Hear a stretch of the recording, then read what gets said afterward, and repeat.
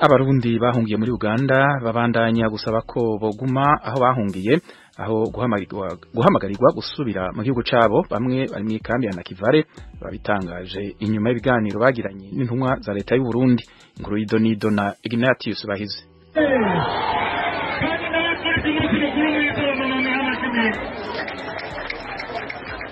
Aho hari mu nama n'impunzi kuwa gatatu, bayobozi ba leta y'u Burundi bashinzwe itahuka ry'impunzi bari kumwe n'abayobozi mu gisata cy'impunzi muri Uganda na HCR. Aba bayobozi basobanuriye impunzi ibyiza byo gusubira mu gihugu cyabo kavukire, cyane cyane ko nta makimbirane agaragara mu gihugu kandi igihugu kiri mu nzira yo kwiteza imbere. Mu byerekeye amagara y'abantu, abakenyezi bibungenze n'abana batararenza imyaka 5 babandanya bavugwa ku buntu. Uwo yari bwana Nestor Bimenyimana avugana n'impunzi kuwa gatatu azibwira ibyiza biri mu gihugu azishishikariza gutaha. Nyamara ariko zimwe mu mpunzi zabwijwe rya Amerika ko nubwo zabwiwe amagambo meza n'intumwa za leta y'u Burundi zahitamo kuguma muri Uganda cyangwa HCR ikazishakira ikindi gihugu cya gatatu. Turazi ko hari amategeko avuga ngo impunzi nimba maze igihe kirekire bayibaze nimba ishobora gusubira mu gihugu cyayo isubireyo, nimba bayobwene gihugu bw'icyo gihugu yahungiyemo bayivuze, nimba igomba kuba yoroha avantage yo kubona igihugu gira gatatu, noneho bayihe icyo gihugu gira gatatu. Twebwe nk'abantu tumaze igihe kirekire ino bodusabira hano turi bakaduha ubwene gihugu canke karonka bakanadusabira tukaja no mu Burayi. Ko iyo bavuze guhunga ku bushake ntabwo hacabamo guhimiriza. Abandi batekereza ko bashobora gutaha ariko ntibagire umutekano, bakavuga ko bamwe muri bagenzi babo basubiye mu ngo zabo umwaka ushize batangiye kugaruka. Burundi intambara zihari cyangwa ingorane zihari zihagaze ku matongo, gushika mu Burundi dufatiye ko ariko baragenda bakagaruka, bene wanyu bakubonye bamenya ko cyo kubanyaga baje gusubira mu myanya yabo. Ubutakoze agerageza ko ashoboye kose akakiza kugira ngo usanga bagize ibibazo by'igendo umwe, hari impunzi muri Tanzania, hari iziri Kenya, Mozambique, Malawi no mu bindi bihugu. Ndetse burya ikibazo kigira mwene cyo bajya bagarutse ni ukuvuga bafite ibibazo, n'abahungutse nabo nuko babihisemo, ariko twe tutarahunguka nuko dufite ibibazo bituma tutogaruka mu gihugu cy'u Burundi. Nubwo guverinoma yemeza ko hari abatangiye kugaruka, ariko ivuga ko ari nta bari bagaruka kongera gusaba ubuhungiro. Ijwi rya Amerika ryashatse kumenya icyo guverinoma y'u Burundi ivuga kuri izi mpungenge impunzi zifite zirimo bagenzi babo bahunguka bakongera bagahunga, maze ambasaderi w'u Burundi muri Uganda Epiphane Kabushimiye avuga ko hari izindi mpamvu zituma bamwe bagaruka ariko atari ukubera umutekano wabo. Baribuka yuko burya hariho abarundi benshi bitahuye batashe badafashijwe na HCR. Rero abo bantu baratashe urumva abo makarite yabo ntibayatanze ngo bayasubize HCR. Ukaca usanga rero bo hariho abaje bakavuga ngo baje kuraba ngo amakarite yabo ngo baje kuraba ngo abantu bariko barayahemberwa ko ivyo biri mu bari bamwe ibyabagarukanye. Hariho n'abandi rero usanga bameze ukuntu bashaka kuza barataha kenshi, baze baracurwa kenshi kugira ngo baronke twatuntu babafashisha. Asubiza impunzi zivuga ko abasubira mu Burundi basanga imitungo yabo yarangijwe cyangwa yarasahuwe bakabura aho baja, hiyongeyeho n'abafite impungenge z'umutekano. Ambasaderi Kabushemiye ati ushobora gusanga inzu nyene yarononekaye, ariko mu bisanzwe abategetsi kuva hasi gushika hejuru baguma bahimiriza abantu yuko ntagire n'umwe akora ku kintu cy'impunzi, kuko iyo batabononeye biroroshe kubasubiza mu zabo, ariko iyo babononeye bakabiba bakabamenagurira inzu ni leta n'ubundi isubira igasubiramwo kumwubakira. Ku kibazo cy'abashaka kuguma muri Uganda cyangwa kwimurirwa mu kindi gihugu cya gatatu, HCR ivuga ko gutaha mu gihugu cy'amavuko ari bwo buryo bwiza cyane, kuko impunzi 1% ariyo ibona amahirwe yo kuja mu gihugu cya gatatu cyateye imbere. kuco kuba impunzi zahinduka abanya-Uganda. Itegeko nshinga rya Uganda ryavuguruwe mu 1995 ntiryemerera impunzi cyangwa uwakomotse ku mpunzi guhita aba umwene gihugu wa Uganda keretse iyo binyuze mu nzira zigoye zo kubisaba. Bamwe mu baharanira uburenganzira bw'impunzi mu gihugu basabye urukiko rushinzwe gusobanura itegeko nshinga kwanga iryo tegeko, ariko urwo rukiko rumaze imyaka itari mike rutaratanga igisubizo. Ignatius Bahizi, Ijwi rya Amerika, Uganda.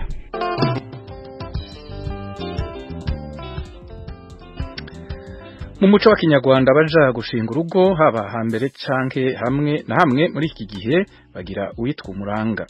Uwo niwe aranga umugeni imbere yuko baja kumusaba. Muri iki gihe kigizwe n'ubuhinga bwa none n'imbuga za internet, umuranga ni ngombwa kubera iki?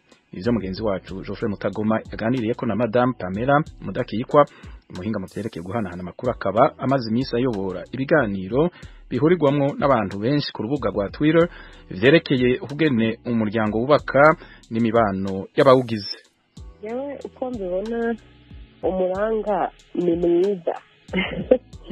Umuranga ni mwiza, ariko ntabwo bivuze ko utamubonye byakubuza kubaka neza.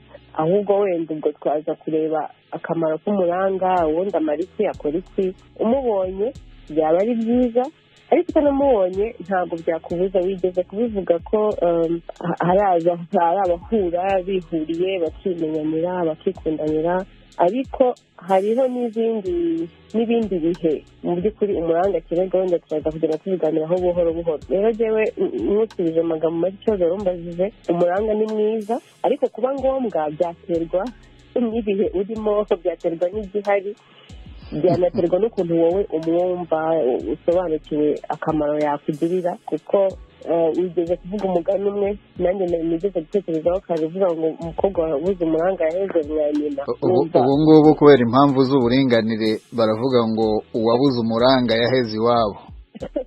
Ubwo yaba umuhungu cyangwa akaba umukobwa. Yego, umugani yawe umuhungu cyangwa se akaba n'umukobwa. Ubwo rero ni cyiza kugenda tureba akamaro k'umuranga. Icyo gihe buri wese bitewe n'aho ahagaze n'ibiharimo n'icyo akeneye, wenda n'ubufasha akeneye umuranga yamuha. Ubwo niwe wakwifatira umwanzuro wo kuvuga ati umuranga ni ngombwa, cyangwa se si ngombwa, ibyo ari kunkorera nabikora. Cyangwa se dushobora no gusanga rega umuranga twari tuzi kera mu muco nyarwanda atari we w'uyu munsi, kuko ibintu bigenda bihinduka. Ntabwo nkeka ko tukibyita no kuranga, kandi hari ukuntu mu Kinyarwanda cy'i Kigali babihinduriye n'amazina. Biracyakorwa, ariko byahinduriwe izina, byabaye pasi. Mu by'ukuri iyo urebye pasi usanga n'ubundi icyo uwo muntu wagufashije yakoze ni ukukurangira.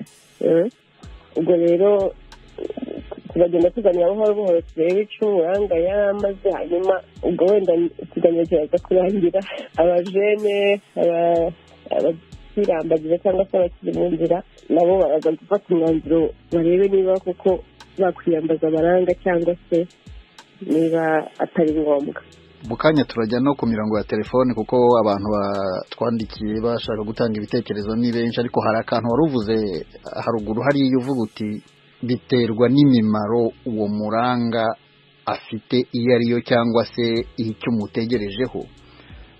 Ubundi dusubiye inyuma, harya umuranga atunga urutoki gusa akavuga ati hariya hari umukobwa mwiza cyangwa se ushoboye kuba yashinga urugo, umuranga akora icyo. Hari ibyo twari tuvuze bya pasi, ariko byo hari n'ibindi ngira ngo bijyana nabyo, hari no kurangira aho avuye. Ariko ubundi umuranga akora iki?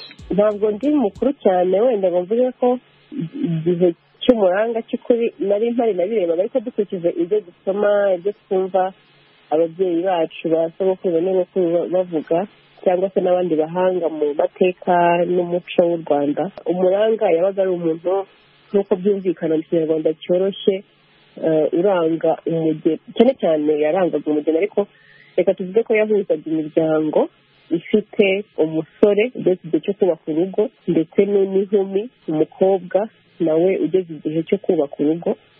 Icyo yakoraga rero kwari gutunga urutoki bwa mbere na mbere, ariko agatunga urutoki yabanje kubireba kugenzura, akaba azi ahantu hari umusore, noneho akaba azi n'ahantu hari umukobwa, akaba asobanukiwe iyo miryango yombi, akaba abona ko ari abantu bahuza akurikije imico yabo, akurikije uko bameze, uko bateye, kubera ko yabaga ari umuntu uri hagati y'imiryango ibiri, yabaga bazi bombi, yabaga azi n'abahuza n'imiryango yahuza igahana abageni igashyingirana.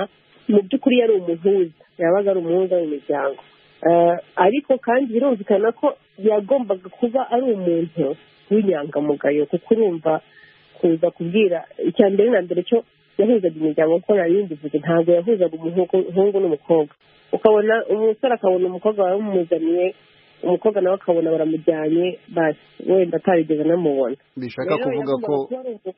bishaka kuvuga yuko n'umuranga yego nicyo nendaga kuvuga, kugira ngo uvuge ijambo baryemere bavuge bati ubwo runaka bivuze koko nibyo byabaga bisaba n'ubunyangamugayo. Yego, yagombaga kuba ari umuntu w'inyangamugayo w'umwizerwa, kuko ntabwo waza kubwira umusaza w'umuryango uyu wese ufitiye umugeni nawe ubwawe utizeye uwo muryango uje kumurangira cyangwa se uje kumubwira ko ufite n'umugeni. Rero yagombaga kuba ari umuntu wizewe w'inyangamugayo, utabeshya, udashaka inyungu ze, ukanya waruvuze ngo wari ukurangira aho avuye, mbese umuntu uvuga uti ubwo murangiwe na kanaka ubwo mukobwa ni muzima, uwo muryango ni muzima. Hari n'abavuga ko habaga habaho umuranga ari cyo kintu ashinzwe ku musozi, ni ukuvuga ngo waba uri umusaza ufite umusore ukuze cyangwa se inkumi, ukaba uzi ngo kanaka niwe muranga wo kuri uyu musozi wacu, niwe muntu w'inyangamugayo wakurahira umugeni, ukavuga uti rwose uyu ni wewe. Urumva rero yabaga afite ibimuranga azwiho, ariko cyane cyane icyazaga imbere cyabaga ari ubunyangamugayo, nuko noneho agahuza imiryango akabarangira ati hariya bimeze gutya, aha naho bimeze gutya. Kandi ubwo icyo gihe yabaga agomba no kureba ngo abo bana bageze igihe cyo kubaka urugo koko, barakuze bihagije, bazarwubaka rukomere, iyi miryango nayo izashobokana, aba bantu ndabazi nabo n'inyangamugayo ni ababyeyi beza. Nawe kikaba igikorwa yumva yuko ashaka ko kizatungana kikagenda neza kugira ngo atazabigayirwa. Mu kanya turaza kureba noneho uko bimeze muri iki gihe n'abaranga n'uburyo bwo kuranga buhari, ariko reka twambuke tujye ku mirongo ya telefone, tubanze twakire Bikorimana Jean Damascene. Ikaze mu kiganiro, uherereye he, ikibazo cyawe cyangwa igitekerezo? Nk'uko mubivuze, nitwa Bikorimana Jean Damascene, ubundi i Kigali mu Rwanda. Kuri iyi ngingo rero ngiye ku giti cyanjye mbona umuranga arakenewe, cyangwa se yabaga akenewe, kubera yuko umuranga yagiraga akamaro karekare, haba mu mitegurire y'ubukwe, haba mu mirambagirize y'umusore cyangwa se wenda mu mirambagirize y'umukobwa, igihe cyane agera mu kabana, na nyuma y'uko mubanye ibibazo byajyaga bivuka mu rugo, wenda se mu kwihutira guhamagara wa muranga wamurange, akaba yabagira inama y'uko ikibazo cyakemuka, ubuzima bugakomeza. Bitandukanye n'ubu ngubu rero tubona, njye navuga ko kuri iki gihe umuranga nta gaciro gihabwa, uba usanga rimwe na rimwe atanakenewe niko umuntu yabyita, kuko tubona abaranga b'iki gihe mu makwe abera aba muri iki gihe, cyane cyane hano muri Kigali, aho usanga umuntu aza kuranga umugeni ku munsi w'ubukwe. Hari n'abaza akaza agatangira kubaza amazina y'umukobwa ku munsi w'ubukwe, kandi ngo bitwa umuranga. Rero nkabibona nko kugira ngo nkabibona nk'uko baba bamutumye ngo aze bakore ibintu, ubukwe bugende neza, nkabibona nk'abantu b'umuhango muri iki gihe, ariko mu by'ukuri umuranga